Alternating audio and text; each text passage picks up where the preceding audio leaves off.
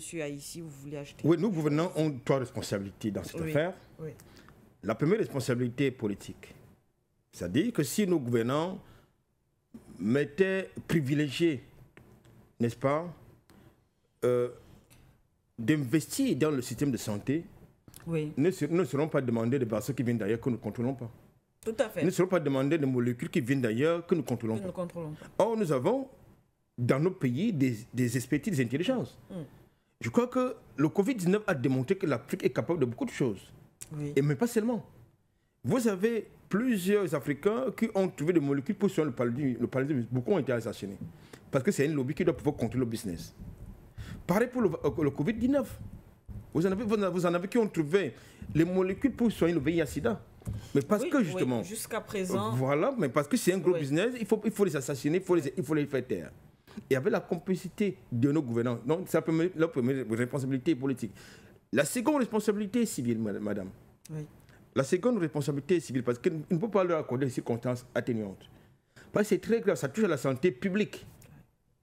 Donc on ne peut pas avoir de circonstances atténuantes parce que nous avons alerté sur le fait qu'il s'est passé quelque chose de pas bien.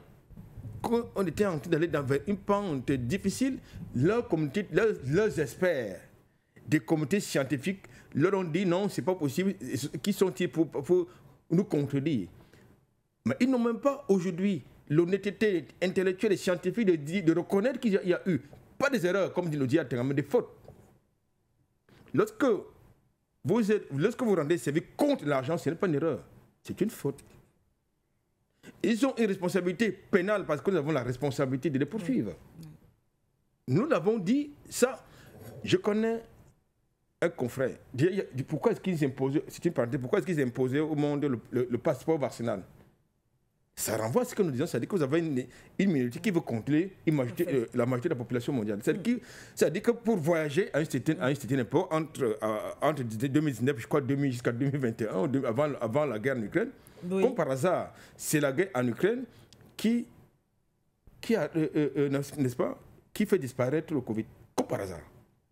C'est-à-dire le Covid est venu et ça a disparu. Comme par hasard, dès que la guerre en Ukraine s'est déclenchée.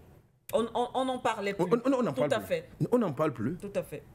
Alors, je crois que vous avez eu la malchance de voyager après avoir pris votre vaccin. Et comme justement les Africains sont très très ingénieux, on leur dit qu'écoutez, même si vous avez pris votre vaccin, pour que ça n'a pas d'effet, faites ça. C'est pour ça qu'on ne s'est pas retrouvé avec des millions de morts. Effectivement.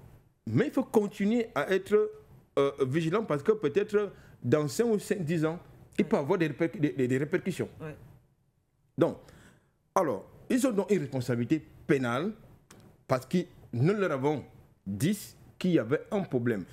Du point de vue scientifique, la mise, n'est-ce pas, la mise en service, si je peux ainsi m'expliquer, la mise à disposition d'un vaccin au profit du public ou des consommateurs, c'est 10 ans.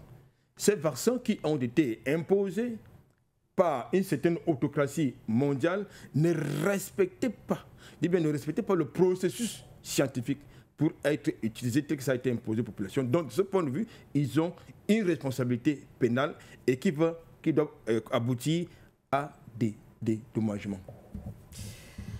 Responsabilité pénale de nos dirigeants. Voilà.